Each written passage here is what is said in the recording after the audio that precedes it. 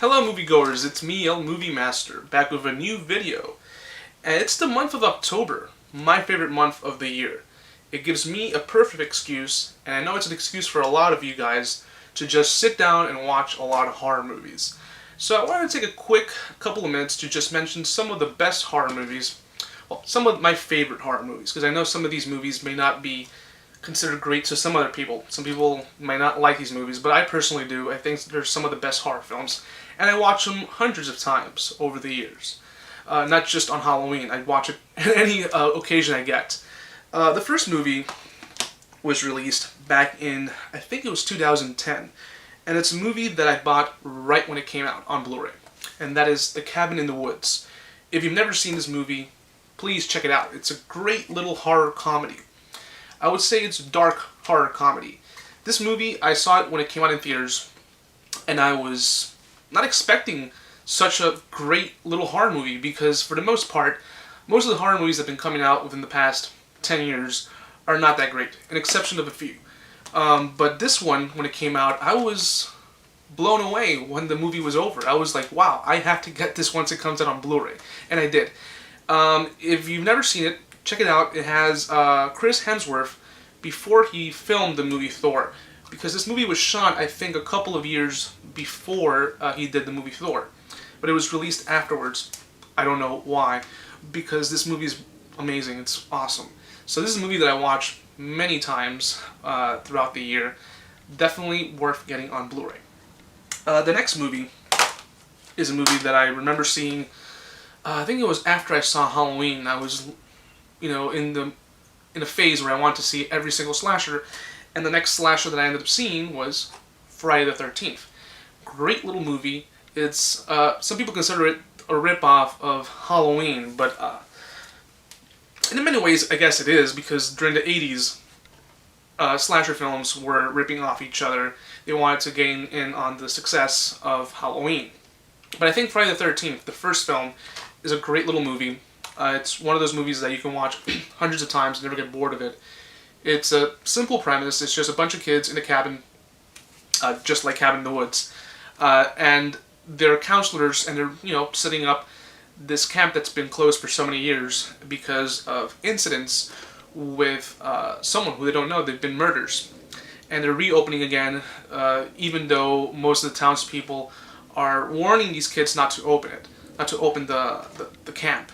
And of course, they get killed one by one. It's a typical slasher, but it's one of those films that did it first and did it right. Great movie to watch on Blu-ray. It's a nice transfer.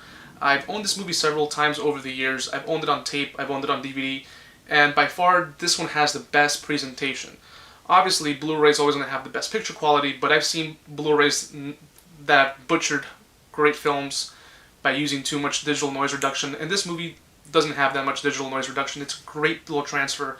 It's finally in widescreen, because I had it in DVD and I had a really crappy transfer on that just didn't look right. This one's in widescreen and it has a great print.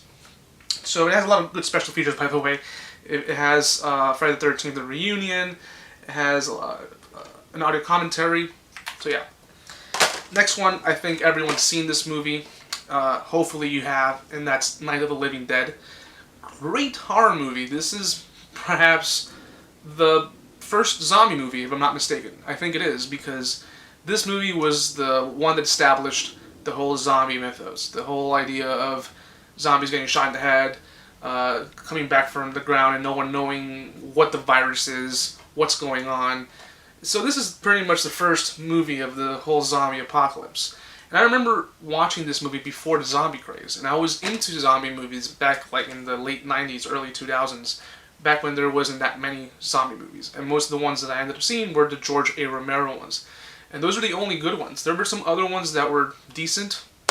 The closest one is Lucio Fulci's Zombie 2, which is an unofficial sequel to Dawn of the Dead.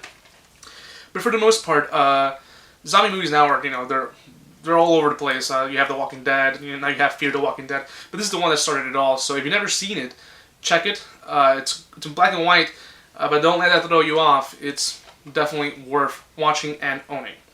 There's a Blu-ray out there. I've never purchased it because, from what I hear, it's not an official release. This is actually certified, not certified, it's approved by the director George A. Romero. So, next one is George Carpenter's The Thing. This movie is amazing. I love this movie. Do not get the sequel remake. I don't know, it's the one that came out in 2011 that has a lot of CGI all over the place. This is the best one, has practical effects. I don't want to reveal too much on this movie because you have to experience it to see how great this film is. It's one of John Carpenter's best horror sci-fi films. And it has a young Kurt Russell. Great movie. It's not to say too much. It's just a group of people in snowy weather, and there's an alien among them, but they don't know who the alien is, and he's good at hiding within the host. That's all I'm going to say. Great movie if you've never seen it. I watched this hundreds of times over the years. I don't have the Blu-ray. Eventually I will get it. I don't like double dipping on my movies, but for The Thing, if they ever come out with a Blu-ray, I'm not sure if there's a Blu-ray of it. If there is, I eventually do want to get it. So yeah, The Thing. The last one is a movie that I remember seeing for the first time on the Sci-Fi Channel, and I fell in love with this movie. It's just perfect sci-fi horror, and that's David Cronenberg's The Fly. Awesome movie. My God, I've never seen, for the most part, remakes never surpass the original. My personal opinion when it comes to remakes, when I tell people, or when people ask me, what do you consider a great remake or reboot? I always say The Fly. Because The Fly knew how to make a remake work. In my opinion, for a remake to work, you have to be completely different to the original material, but still pay some sort of homage. Do not do what Gus Van Sant did with Psycho. He did a scene-by-scene remake. Or don't do something like the Total Recall movie that came out a couple of years back. That was just really bland and had no heart. This movie has a lot of heart. It's really well done. It's very different from the original film. And I have to say that the original movie isn't great, because it is very good. It's a great little 50s sci-fi film with Vincent Price. But this one with Jeff Goldblum is an amazing film. It's pretty much a story about a guy who invents a teleportation machine, and there's a fly in the machine when he teleports, and he's slowly transforming into a huge housefly. And you start seeing his transformation turning into the fly. It's really great effects by Chris Wallace, who won, I believe he won an award or was nominated for the award of Best Makeup Effects.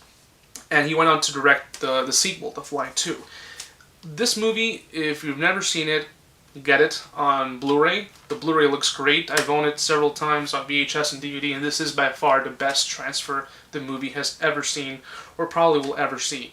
So those are my 5 horror films that I recommend for anyone who wants to watch a couple of horror movies on Halloween. So stick around, I'm going to be doing another video in the next couple of minutes. I'm going to be mentioning some budget box sets that you can get if you're starting to build a collection. So stick around.